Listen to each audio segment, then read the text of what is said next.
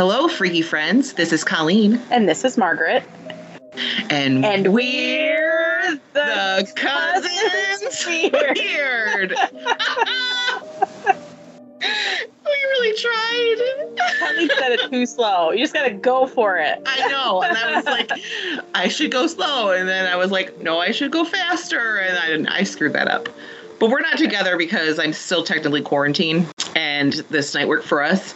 And I'm really excited because I got a new laptop and it's just making this whole process so much better for me. I think you're going to see an improvement of quality overall with this. So you just wait and see, friends, or listen, I should say. I will say, and this is more on a sad note, but today is April 5th. Oh, yeah. And in 1994, this was the day that Kurt Cobain died. And I just wanted to mention that because we were very fond of him back then. Oh, my God. I was freaking in love. Wore black ghoul. Although I don't think anyone noticed because I was pretty weird in my little school I went to. I was kind of a weird kid.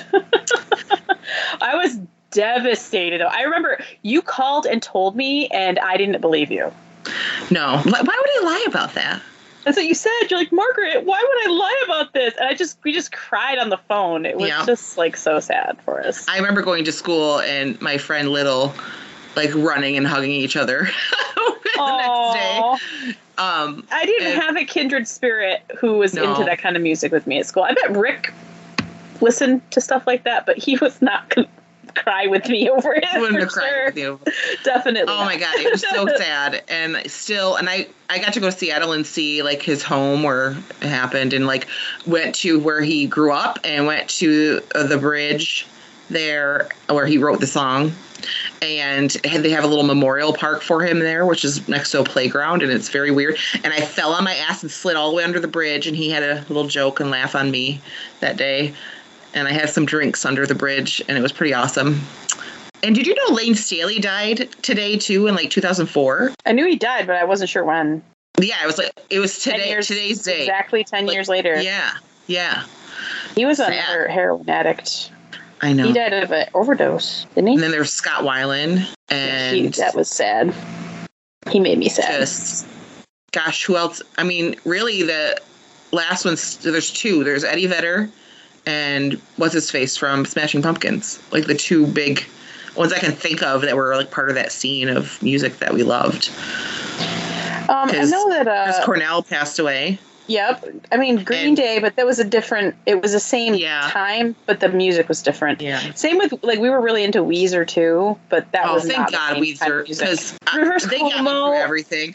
I know, oh my God. But you know what it was too, is like, the first time I heard their song, I'm like, oh my God, these guys are nerds. And it was just like, these are my people. Like, and they're making music and they're amazing. And it just was like that, like, catalyst of like, you know, just because I'm weird and I don't fit in here doesn't mean that my people aren't out there. You know what I mean? Yeah. It's like, there are more people like me.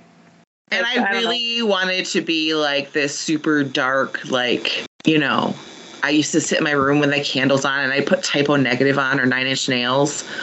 Yes. But I really was just a big goofy nerd. And I was not Weezer. that. Yeah. Right. And that's why Weezer, I feel like, is like a kindred thing. Deep in my heart, I'm Weezer and They Might Be Giants. I'm not going to lie. Yeah. Deep down inside. Although there is some Green Day in there and there's some REM and there's like, just that time of all the music. It was so good. Oh, and then we lost Dolores from Cranberries. I know, that was just a few years ago. It just seems like there's hardly any of them left. Yeah, I loved her too. And I loved her. She got me through college. Like the White Album. Oh my God. Like the No Need to Argue. That was the album I listened to in my apartment in 1995.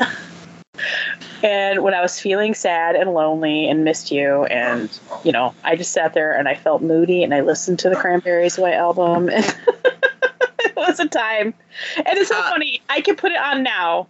I remember all the words and it brings me straight back to them. Straight to those feelings, yeah. Straight to them, what I felt like. It's just like this magic disc. Like, even though I'm listening to MP3s, I still have it on CD. I still have all my CDs.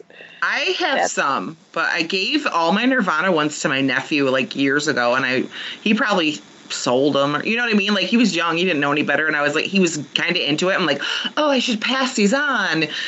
Why did I do that? I bet he got rid of them. I went through, like, after he died, I went through this, like, obsession for like 6 months where I didn't listen to it. Like, I listened to it like 100%. Like, but then after that, I just couldn't listen to it at all. Yeah. Like, I got to a point where it just made me feel sad. And I'm like, I can't deal with this. And then their music got really famous there for a while. And that bugged me. Yeah, because we wanted it all to ourselves. I know, we didn't want to share it with people who didn't understand. Remember the amount of times we listened to Liz Phair when we lived together? Oh my God. She was on repeat. Like, that was like the 2000 was like the year of Liz Phair for us. Was it 99? I don't remember. It was 98. 98. It was her third album. Yes. It was the White Chocolate Space X. Yes. And we played the shit out of that. We did. That's that album makes me so happy. I love it. Oh yeah, I know. I like all of her albums. They're all like reminiscent of a certain time in my life, but that's how I've always felt with Liz Phair. Like, she's like my soul sister. I just love her so much.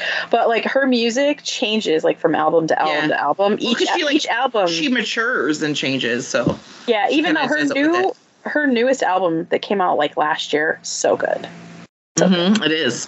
And then after you moved out and I moved into a different apartment, I got really into buying vinyl, and I had a record player. I was so cool. Oh yeah.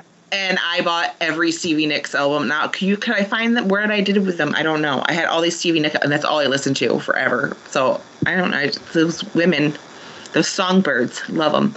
We're way off track here. All right, we are. Yes. So we're gonna get back on track. All right. So, it's Terrible Trends, episode 13. Yes. I figured I already did a pee episode about urine. So I had to do its match. Oh God. So this week we have the Dookie. Yes. We have the history of all the ways we've used poop. We were just talking about Green Day. Yeah. It's like a great segue, Colleen. I know. You didn't even know it. All right, so we're going to talk about all the ways poop has been used. Well, probably not all, because I probably didn't find all of them. I'm sure there's more. But I found the ones I wanted to share, so I'm going to share them. In ancient Egypt, they actually had a really good medical system developed, and they actually had specialists for specific ailments like we do today, which was fascinating to me. I did not realize they were that advanced when it came to... Yes, they did, like, brain surgery. Yeah, it's crazy. They would like saw holes into your brain to relieve pressure. For people who had swelling. Isn't that insane? That they even thought to do that. Yes. But not all their cures were good. No. And many of them were kind of gross. I bet. They would use lizard blood, dead mice, mud, moldy bread as ointment. Okay, that's antibiotics or moldy bread. Yeah, the moldy bread I wouldn't mind, but the lizard blood, dead mice, and that's gross. Yeah, no. That causes infection. Yeah. This is just a few of the things they use. It's not even the grossest part. Women were sometimes covered in horse saliva to cure a low libido. What? That would make it. That would turn me right off, I can tell you. Yes. It's like, you're going to... How awful was that smell? How do you collect horse spit? I don't know. Does it take time, and is it sitting around, or is it fresh? I don't know. They jar it. I don't know what they do. Ew. The worst thing they did was they would take human and animal poop and use it as a cure-all. Like, they thought poop is going to cure diseases and injuries. We're going to, do all this stuff. In 1500 BC, Ebers Papyrus, there's a Y in there, so it's weird. He said that donkey, dog, gazelle, and fly poop were all to be used for their healthy properties. So they would collect poop from animals and flies. How do you collect fly poop? I'm not sure. And then he also said that this poop would ward off bad spirits. So if I was a ghost and you covered things in poop, I wouldn't show up at your house either. Me neither.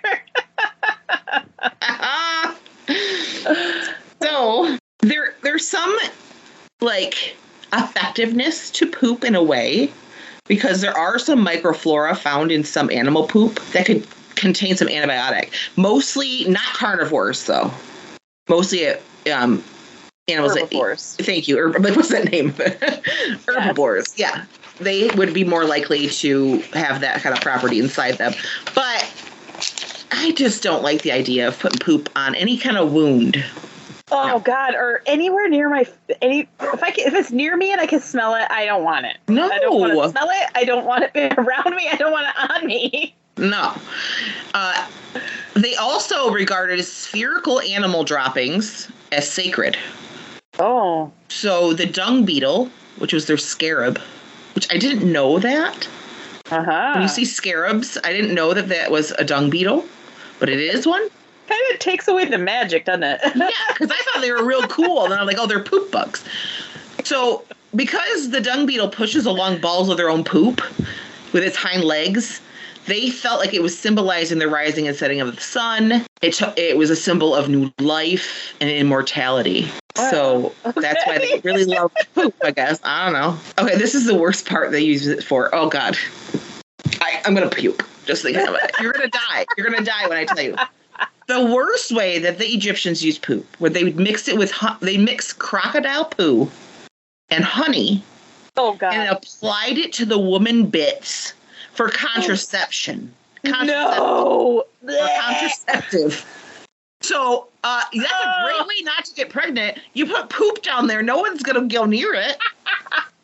I mean, come on. That's like, you're going to get, like, some kind of infection. Like, I know. A yeast infection or a bladder infection or, like, yes. You're supposed to wipe front to back. Yeah. To make it so the poop doesn't enter any of those bits. Exactly. You're going to get a UTI for sure. There's no doubt about it. Yikes. And I don't know what else you're going to get, but it's not going to be pleasant. And they said that a lot of people would die from these things because they get infections. Oh my God. I'm so glad that we don't live then. No. I would be like, well, I never will do it again. That's fine. I mean, if you're going to put poop down there, who wants it anyway? So, well, maybe some people have kinks, so I'm not begrudging you if that's your thing, German Shizer videos. Yeah. So, but I've heard of them and gross. 2 Girls, 1 Cup, horrifying. Don't ever Google it. I mean, it's old, but in the 1600s in Ireland, the father of chemistry, Robert Boyle, you're going to die. He would treat cataracts by drying human poop into powder and blowing it into your eye. Oh my God! Now, you just got pink eye. Yeah. Christ. Your cataracts are fine, but your eyes are pink and goopy. Your cataracts probably weren't even fine. Probably because it made your eyes all red and infected. They probably like, it's doing something. Yeah, exactly. 100 years later in Ireland, they started using poop from infants to treat epilepsy. So you'd eat it. No. Yeah, they did. Oh. In the 4th century China, a baby would be giving some of her mother's poop to assist an infant's immune systems. No, that's a bad thing. Don't do that. And also during this time in China, Dr. Ji Hong, he documented a recipe to treat diarrhea. It was called yellow soup. No. God, that's just no. It was taking broth, and it was broth and dried fermented poop from a healthy person. It was taken by mouth. Because it doesn't smell bad enough. Yeah. Taken by mouth, the bacteria in the stool would inhabit the gut of the sick person and cure them. And to be honest with you, we do something today called a fecal transplant, but it's not done by your mouth. Like, you don't put it in your mouth. If people have like C. diff or other things like Crohn's disease and things like that,